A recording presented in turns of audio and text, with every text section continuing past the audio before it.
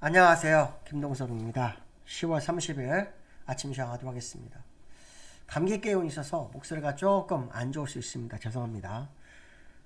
미국 시장은 지난주 금요일날 혼조세로 마감했는데요. 다우는 1% 하락했고 나스닥은 0.3% 상승해서 마감했습니다. 지난주 금요일날 키포인트는 개인 소비지출 지표였죠. 9월 소비지출 물가지수가 발표됐는데요.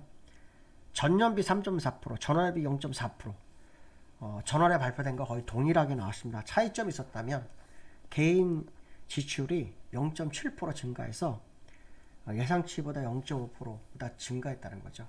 그러니까 소비가 여전히 강하다, 뭐 이런 게 시장의 포인트였죠.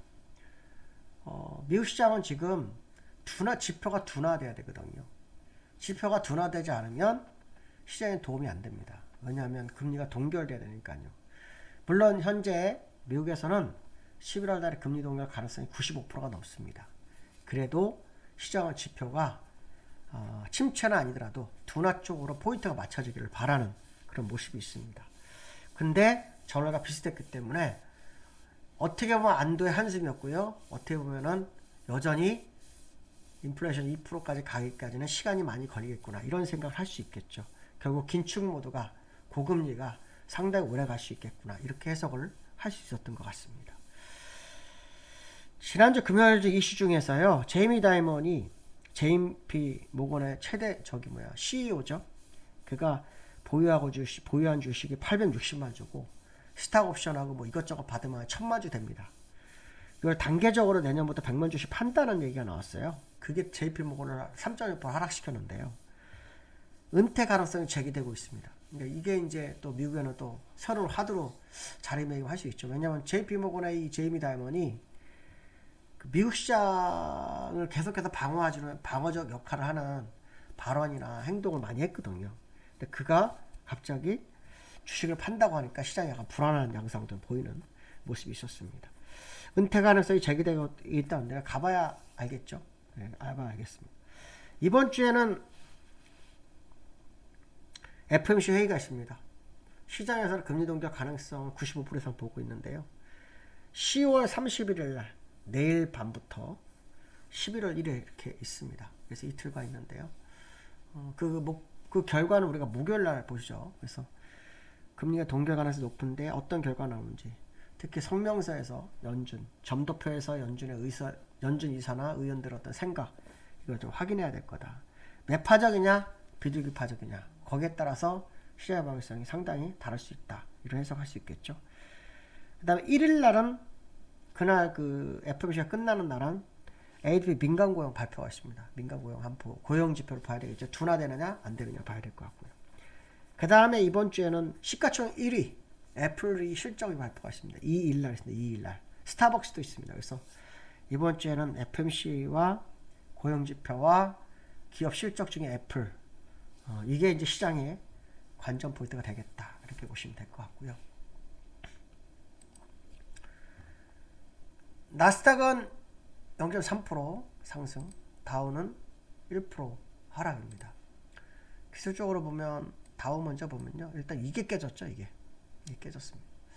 장 초반에는 강보합이었습니다. 강보합에서 밀렸고요. 일단 요 캔들 추세선으로는 거의 다 왔죠. 그래서 일단 거의 방향성이 이제 마무리가 되는 국면이 아닐까라는 생각도 조금 드는 모습이 있습니다. 나스닥을 좀 보시면요. 나스닥은 1, 2, 3 캔들 저점 후익스팬 저점이 다 일치하고 있죠. 그래서 전날 목요일날 추세선을 살짝 이탈했었는데 2% 하락해서 장중한테 2% 하락해서 이탈했었는데 금요일날은 오히려 올라와서 일단은 추세선 안으로 들어왔는데요. 장중한테 1.4% 나갔었네요. 1.4% 나갔다가 시가가 0.98% 상승이었고요. 1.4%까지 플러스였다가 밀렸다가 이제 올라왔네요. 어쨌든 추세선 이탈하려고 올라오려고 하는 모습이 나스닥에 좀 있었다. 이렇게 보시면 될 것 같고요. 유가를 한번 봐야 되겠죠. 유가도 요즘 뭐 제2의 오일 쇼크냐 아니냐 뭐 이 얘기 나오죠.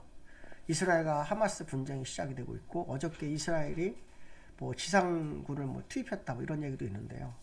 이란도 뭐 참전할 것처럼 자꾸 뭐 방송을 하고 있지만 이란은 아직 아무 움직임이 없습니다. 이란의 참전에 대해서 확정이 될까봐 시장이 많이 불안해하는 모습이 있는데요. 이란이 만만치 않을 겁니다.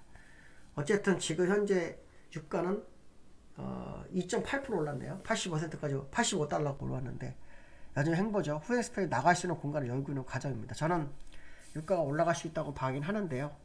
어떤 상황에서 더 갈지는 조금 더 시간을 좀 봐야 될 것 같습니다. 아직은 앞으로 기는 구간이다 이렇게 보시면 될 것 같습니다. 10년물 국채금리도 봐둬야 되겠죠. 금리 10년물 국채금리 보시면은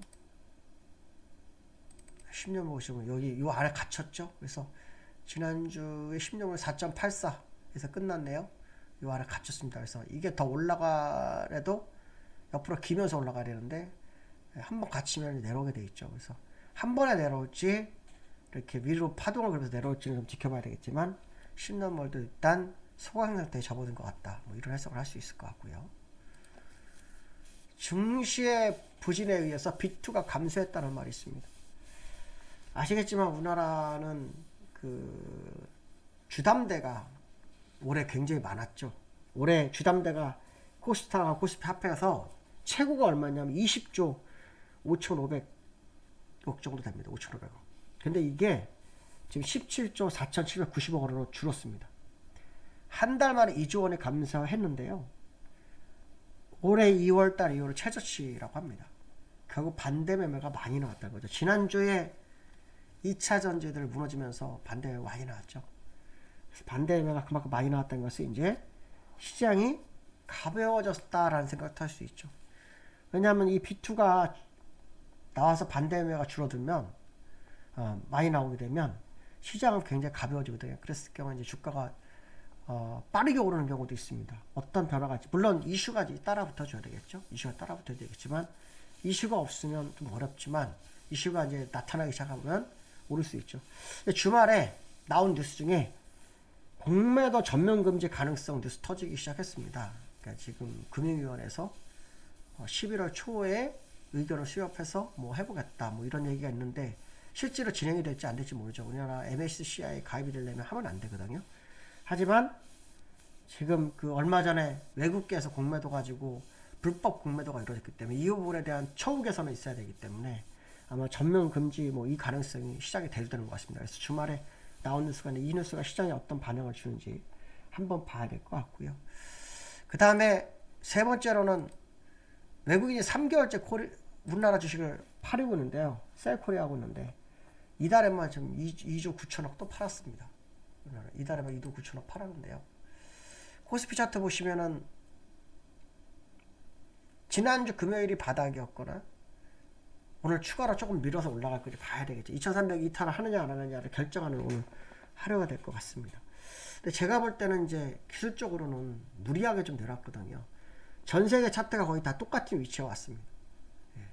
전 세계 차트가 다 똑같은 위치에 와 있고 그 얘기는 이제 준비된 선 위에 있기 때문에 어떤 재료가 나올지 싸움이죠. 특히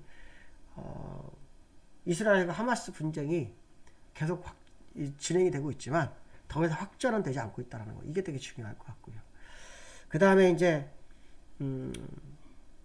미국에서 FOMC 회의가 통해서 이제 금리에 대한 어떤 정확한 방향성이 이번 주에 제기될 수 있기 때문에 이번 주가 추가 하락이냐 반전의 기회냐를 결정하는 아마 시기가 될 거다. 기술적으로는 아마 반전 가능성이 있죠. 그렇지만 어쨌든 그거는 기술적인 부분인 거고 시장에서 이 이슈가 변화가 어느 정도 들어오는지가 굉장히 중요할 것 같다. 이런 말씀 드리고 싶습니다. 오늘 여기까지 하겠습니다. 감사합니다.